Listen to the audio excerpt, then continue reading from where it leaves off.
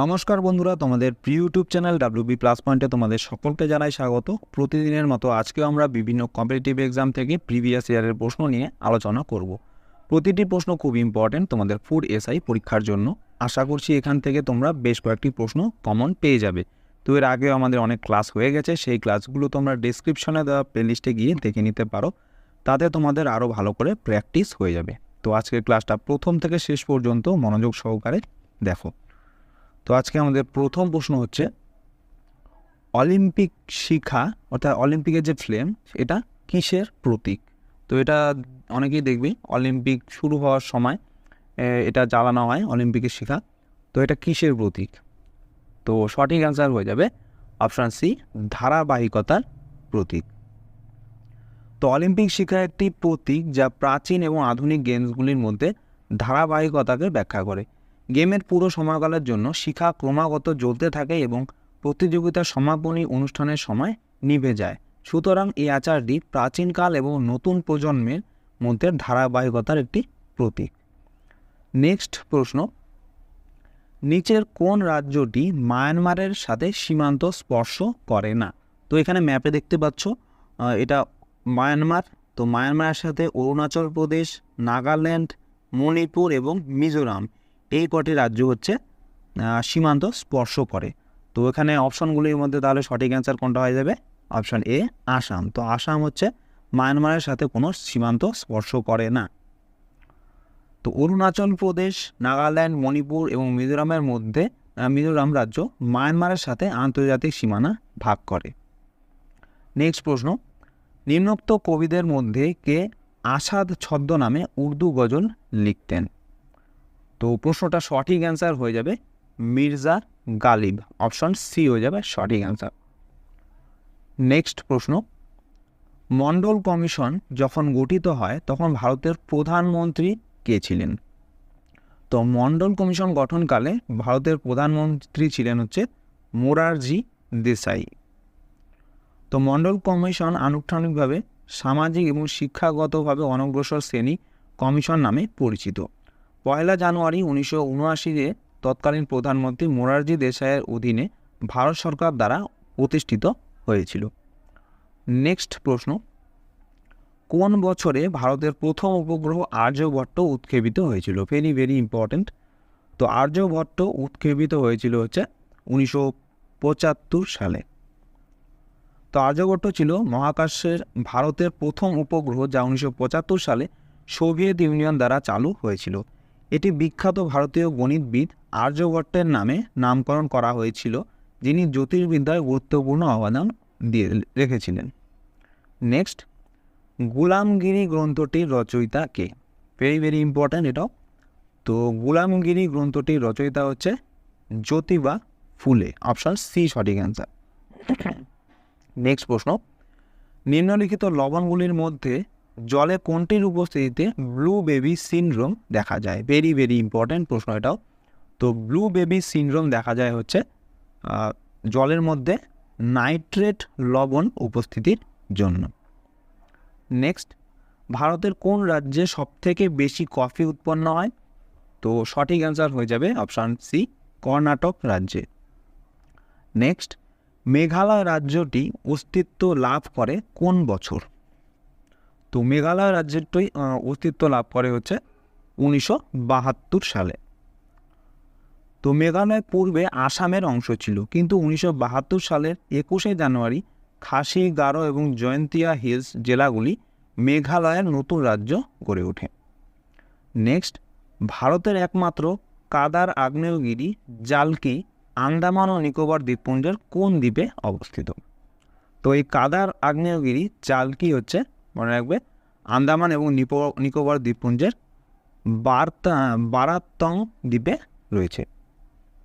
Next, কলকাতার বইমেলা কত সালে অগ্নিকাণ্ডে পুড়ে গিয়েছিল?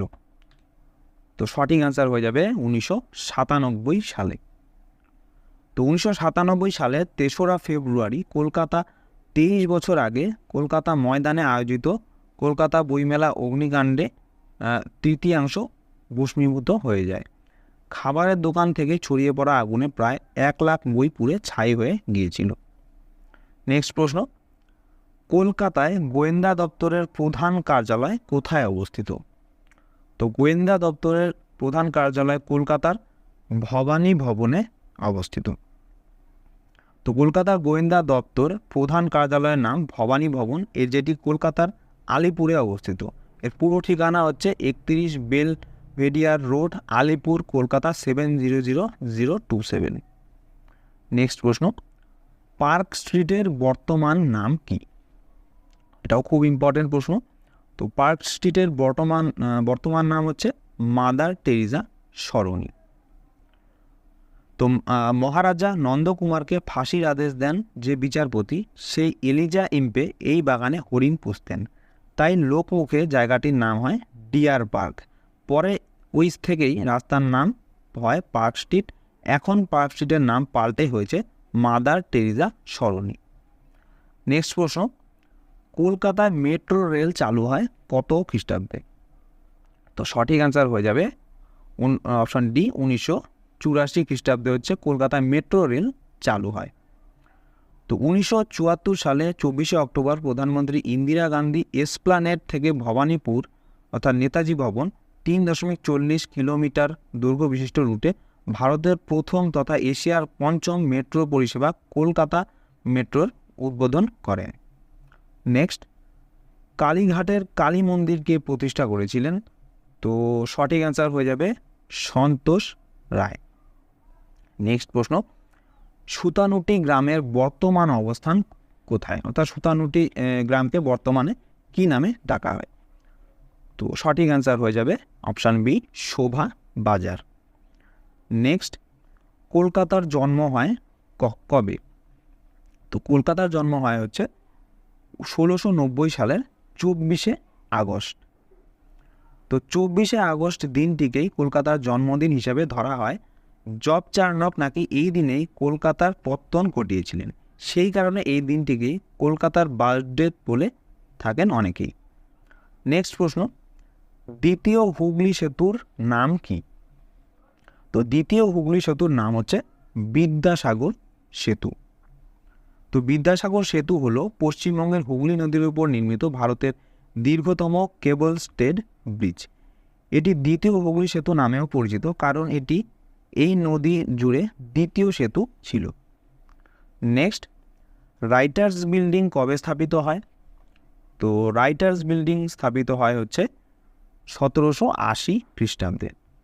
তো 1780 সালে স্থাপিত ঐতিহাসিক রাইটার্স বিল্ডিংয়ের নকশা প্রস্তুত করেছিলেন হচ্ছে টমাস লায়ন। নেক্সট প্রশ্ন, কলকাতাকে কে প্রাসাদ নগরী আখ্যা দিয়েছিলেন? তো কলকাতাকে প্রাসাদ নগরী বলে আখ্যা দিয়েছিলেন হচ্ছে রবার্ট ক্লাইভ। নেক্সট প্রশ্ন, a brief history of time এই বইটি কে লিখেছেন? তো এই প্রশ্নটা অনেকবার করানো হয়েছে এবং খুব ইম্পর্টেন্ট প্রশ্ন। তো সঠিক অ্যান্সার হবে অপশন এ, স্টিফেন হকিং। তো এটি ইংরেজ পদার্থবিদ স্টিফেন হকিং এবং আমেরিকান পদার্থবিদ লিওনার্ড স্লোডিনোর 2006 সালে একটি জনপ্রিয় বিজ্ঞান বই। নেক্সট, কোন বছরে রবার্ট এডউইন পেয়ারি উত্তর মেরু পৌঁছানোর প্রথম ব্যক্তির কৃতিত্ব অর্জন করেছিলেন? অর্থাৎ তার দাবি ছিল যে তিনি উত্তর মেরুতে প্রথম পৌঁছেছিলেন। এটা কত সালে তিনি গিয়েছিলেন? তো সঠিক অ্যান্সার হবে অপশান বি, 1909 সালে। তো পিয়েরে দাবি করেন তিনি 1909 সালের 6 এপ্রিল সর্বপ্রথম উত্তর মেরুতে পা রাখেন। নেক্সট প্রশ্ন, দুইবার গ্রীষ্মকালীন অলিম্পিক আয়োজন করেছিল প্রথম কোন শহর? খুব ইম্পর্টেন্ট প্রশ্ন এটাও। তো দুবার গ্রীষ্মকালীন অলিম্পিক আয়োজন করেছিল, প্রথমবার হচ্ছে প্যারিস, আর এটা আয়োজন করেছিল হচ্ছে একবার 1900 খ্রিস্টাব্দে আর একবার হচ্ছে 1924 খ্রিস্টাব্দে। নেক্সট, কোন বছর প্রথম অলিম্পিক গেমস অনুষ্ঠিত হয়েছিল? তো সর্বপ্রথম অলিম্পিক গেমস অনুষ্ঠিত হয়েছিল হচ্ছে 776 খ্রিস্টপূর্বাব্দে। এই প্রশ্নটা কিন্তু অনেকবার পরীক্ষায় আসে, খুব ইম্পর্টেন্ট, অনেকবার রিপিট হয়। তো নেক্সট প্রশ্ন হচ্ছে, মারুতি গাড়ি মূলত কোন প্রযুক্তি ব্যবহার করে? জাপানি, কোরিয়ান, রাশিয়ান নাকি জার্মান? তো মারুতি সুজুকি তো অনেকেই জানো তোমরা। তো মারুতি হচ্ছে মনে রাখবে একটি জাপানি প্রযুক্তির গাড়ি। নেক্সট প্রশ্ন, সার্কের প্রধান স্থপতি কে ছিলেন? তো সার্কের প্রধান স্থপতি ছিলেন হচ্ছে অপশন এ জিয়াউর রহমান। তো সার্ক 1985 সালের 8ই ডিসেম্বর বাংলাদেশের প্রেসিডেন্ট জিয়াউর রহমানের হাত ধরে প্রতিষ্ঠিত হয়েছিল। তবে জেনারেল হুসাইন মোহাম্মদ এরশাদ দ্বারা সার্কের পথ চলা শুরু হয়েছিল। তো সার্কের সদর দপ্তর কে কে রয়েছে, এটাও অনেকবার পরীক্ষায় আসে। তো সার্কের সদর কে কে রয়েছে, ভারত, বাংলাদেশ, নেপাল, আফগানিস্তান, ভুটান, মালদ্বীপ, শ্রীলঙ্কা এবং পাকিস্তান, এই কটি দেশ হচ্ছে সার্কে বর্তমান সদস্য। নেক্সট প্রশ্ন, অনুরাধাপুর নিম্নলিখিত দেশগুলির মধ্যে কোনটির প্রাচীন রাজধানী ছিল? তো অনুরাধাপুর হচ্ছে প্রাচীন রাজধানী ছিল হচ্ছে শ্রীলঙ্কার। নেক্সট প্রশ্ন, নিম্নলিখিত ব্যক্তিদের মধ্যে কে ভারতরত্ন এবং নিশান-ই পাকিস্তান দুটোই পেয়েছিলেন? এটাও খুব ইম্পর্টেন্ট প্রশ্ন। তো ভারতরত্ন এবং নিশান-ই পাকিস্তান দুটো পুরস্কারই পেয়েছিলেন হচ্ছে মোরারজি দেসাই। অপশন এ হচ্ছে সঠিক অ্যান্সার। নেক্সট প্রশ্ন, কাকে ভারতের মেট্রো ম্যান বলা হয়? তো ভারতের মেট্রো ম্যান বলা হয় হচ্ছে ই শ্রীধরনকে। তো তার পুরো নাম হচ্ছে ইলাত্তুভালাপিল শ্রীধরন। তিনি হচ্ছে জনপ্রিয়ভাবে মেট্রো ম্যান নামে পরিচিত। তো তিনি একজন ভারতীয় প্রকৌশলী যিনি দিল্লি মেট্রো নির্মাণের জন্য কৃতিপ্রাপ্ত। তিনি 1995 থেকে 2012 সালের মধ্যে দিল্লি মেট্রো রেল কর্পোরেশন অর্থাৎ ডিএমআরসির ব্যবস্থাপনা পরিচালক হিসেবে দায়িত্ব পালন করেন। এরপরে দেখো মিস্টার বিনোদ ধাম। তো মিস্টার বিনোদ ধাম হচ্ছে পেন্টিয়াম চিপের জনক হিসাবে পরিচিত। এটাও তোমরা মনে রাখবে, খুব ইম্পর্ট্যান্ট প্রশ্ন হতে পারে তোমাদের পরীক্ষায়। তো ইন্টেলের পেন্টিয়াম প্রসেসরের উন্নয়নে তার গুরুত্বপূর্ণ অবদান রয়েছে অর্থাৎ মিস্টার বিনোদ ধামের। নেক্সট, ফিলোলজি হলো কি? তো ফিলোলজি বলা হয় হচ্ছে ভাষাসমূহের অধ্যয়নকে ফিলোলজি বলা হয়। নেক্সট, বুধ গ্রহের একটি বছরের দিন সংখ্যা কত? অর্থাৎ কত দিনে হচ্ছে এক বছর হয় বুধ গ্রহে? তো অ্যান্সার হয়ে যাবে অপশন বি 88 দিনে। নেক্সট প্রশ্ন, ভারতীয় ব্যাংকগুলির সর্বোচ্চ বৈদেশিক শাখা রয়েছে কোন দেশে? তো ভারতীয় ব্যাংকগুলির সর্বোচ্চ বৈদেশিক শাখা রয়েছে হচ্ছে ইউকে অর্থাৎ ইউনাইটেড কিংডমে অর্থাৎ ব্রিটিশদের কাছে। নেক্সট, জেমস বন্ড চরিত্রটি কার সৃষ্ট? এটাও খুব ইম্পর্টেন্ট প্রশ্ন। তো জেমস বন্ড চরিত্রটি হচ্ছে মনে রাখবে ইয়ান ফ্লেমিংয়ের একটি চরিত্র। তো জেমস বন্ড বিখ্যাত ঔপন্যাসিক ইয়ান ফ্লেমিং কর্তৃক সৃষ্ট উপন্যাসের কাল্পনিক চরিত্র বিশেষ। 1953 সালে রচিত এই উপন্যাসে James bond royal navy commander হিসেবে রয়েছেন। জেমস বন্ড নিয়ে সিরিজ আকারে নির্মিত অসংখ্য উপন্যাস, চলচ্চিত্র, কমিক্স এবং ভিডিও গেমের প্রধান চরিত্রে রয়েছে জেমস বন্ড। নেক্সট প্রশ্ন, নিম্নোক্ত দেশগুলির মধ্যে কোনটি নিউক্লিয়ার সাপ্লাইজ গ্রুপের সদস্য নয়? তো সঠিক অ্যান্সার হয়ে যাবে অপশন ডি ভারত। তো ভারত হচ্ছে নিউক্লিয়ার সাপ্লাইজ গ্রুপের সদস্য নয়। নেক্সট প্রশ্ন, এশিয়া ও আফ্রিকার দেশগুলোর মধ্যে সবচেয়ে ছোট সমুদ্র যাত্রা কোনটি? তো অ্যান্সার হয়ে যাবে সুয়েজ খাল। নেক্সট প্রশ্ন, কোন প্রণালীটি ইউরোপ এবং আফ্রিকাকে পৃথক করেছে? ভেরি ভেরি ইম্পর্টেন্ট প্রশ্ন। তো সঠিক অ্যান্সার হয়ে যাবে, এখানে ছবিতে দেখতে পাচ্ছ জিব্রাল্টার। তো জিব্রাল্টার প্রণালী হচ্ছে ইউরোপ এবং আফ্রিকাকে পৃথক করেছে। তো আর জিব্রাল্টার রয়েছে হচ্ছে প্রণালী রয়েছে স্পেন, ইউরোপের স্পেন এবং আফ্রিকার মরক্কোর মধ্যে রয়েছে এই স্ট্রেট অফ জিব্রাল্টার বা জিব্রাল্টার প্রণালী। নেক্সট দেখো, জিব্রাল্টার প্রণালী আটলান্টিক মহাসাগরকে ভূমধ্যসাগরের সাথে সংযুক্ত করে। এটাও মনে রাখবে যে জিব্রাল্টার প্রণালী আটলান্টিক মহাসাগরকে ভূমধ্যসাগরের সাথে সংযুক্ত করে। তো এখানে ম্যাপে দেখতে পাচ্ছ এপাশে রয়েছে ভূমধ্যসাগর অর্থাৎ মেডিটেরিয়ান সি, আর এপাশে রয়েছে আটলান্টিক মহাসাগর। তো আটলান্টিক মহাসাগর এবং মেডিটেরিয়ান সি অর্থাৎ ভূমধ্যসাগরকে যোগ করে হচ্ছে জিব্রাল্টার প্রণালী, আর ভাগ করে হচ্ছে ইউরোপের স্পেন এবং আফ্রিকার মরক্কোকে। তো সংযুক্ত করে এবং আফ্রিকা মহাদেশের মরক্কো থেকে ইউরোপ মহাদেশের স্পেনকে পৃথক করে। এরপরে দেখো সুন্দর প্রণালী। তো সুন্দর প্রণালী হলো একটি গুরুত্বপূর্ণ প্রণালী যা ভারত মহাসাগরকে পূর্ব এশিয়ার সাথে সংযুক্ত করে। এটাও খুব ইম্পর্টেন্ট, প্রশ্ন হতে পারে তোমাদের পরীক্ষায়। তো সুন্দর প্রণালী হচ্ছে ভারত মহাসাগরকে এশিয়ার সাথে পূর্ব এশিয়ার সাথে সংযুক্ত করে। এরপরে তাইওয়ান প্রণালী, যা ফরমোসা প্রণালী নামে পরিচিত, যা তাইওয়ান দ্বীপ এবং মহাদেশীয় এশিয়াকে পৃথককারী 180 কিলোমিটার প্রশস্ত একটি প্রণালী। নেক্সট প্রশ্ন, পোর্ট্রেট ফ্রাঙ্কোয়েস। তো এই পোর্ট্রেট ফ্রাঙ্কোয়েস এখানে ছবিতে দেখতে পাচ্ছ, এই শিল্পটির সৃষ্টিকর্তা কে, অর্থাৎ কে এই ছবিটি তৈরি করেছিলেন? তো সঠিক অ্যান্সার হয়ে যাবে অপশান বি, পাবলো পিকাসো। তো পাবলো পিকাসো পোর্ট্রেট ফ্রাঙ্কোয়েস এই শিল্পটি সৃষ্টিকর্তা। নেক্সট, ভারতের প্রথম 5 স্টার ডিলাক্স হোটেল নাম কি? Very very important. তো সঠিক অ্যান্সার কী হয়ে যাবে এখানে? অপশান বি, অশোক হোটেল, যেটা দিল্লিতে অবস্থিত। এটা হচ্ছে ভারতের প্রথম 5 স্টার ডিলাক্স হোটেল। নেক্সট প্রশ্ন, নিম্নলিখিত লেকগুলির মধ্যে কোনটি কেনিয়া, তানজানিয়া এবং উগান্ডার 3টি সীমান্ত সংলগ্ন? খুব ইম্পর্টেন্ট প্রশ্ন, এটা ভেরি ভেরি ইম্পর্টেন্ট। তো সঠিক অ্যান্সার হয়ে যাবে এখানে ছবিতে দেখতে পাচ্ছ লেক ভিক্টোরিয়া। তো লেক ভিক্টোরিয়া চারিপাশে কোন কোন দেশগুলি রয়েছে? কেনিয়া, তানজানিয়া এবং উগান্ডা। তো এখানে সঠিক অ্যান্সার হয়ে যাবে অপশন বি, লেক ভিক্টোরিয়া। আরেকটা প্রশ্ন তোমাদের হোমওয়ার্ক, যে লেক ভিক্টোরিয়া থেকে কোন নদী উৎপন্ন হয়েছে? এটা তোমাদের হোমওয়ার্ক, এটা তোমরা কমেন্টে জানাবে যে লেক ভিক্টোরিয়া থেকে কোন নদীটি উৎপন্ন হয়েছে। বিখ্যাত একটি নদী, মনে রাখবে, তোমাদের পড়ানো হয়েছিল, এটা কমেন্টে জানাবে। নেক্সট, নিম্নলিখিত ফলগুলির মধ্যে কোনটি ভালোবাসার আপেল বা লাভ অ্যাপেল নামে পরিচিত? তো সঠিক অ্যান্সার হয়ে যাবে এটার অপশন এ, টমেটো। টমেটোকে বলা হয় ভালোবাসার আপেল। নেক্সট প্রশ্ন, 1901 সালে নোবেল পুরস্কার কোন বিভাগে দেওয়া হয়নি? তো সঠিক অ্যান্সার হয়ে যাবে অপশন সি, অর্থনীতিতে। তো অর্থনীতিতে হচ্ছে 1901 সালে পুরস্কার দেওয়া হয়নি, বাকি সব কিছুতেই পুরস্কার দেওয়া হয়েছিল। তো অর্থনীতি ছাড়া অন্য বিষয়গুলোতে 1901 সাল থেকে পুরস্কার প্রদান করা শুরু হয়েছিল, কিন্তু অর্থনীতিতে পুরস্কার প্রদান করা শুরু হয় হচ্ছে 1969 সাল থেকে। এটা মনে রাখবে, খুব ইম্পর্টেন্ট। তো অর্থনীতিতে নোবেল পুরস্কার কবে থেকে দেওয়া শুরু হয়? 1969 সাল থেকে।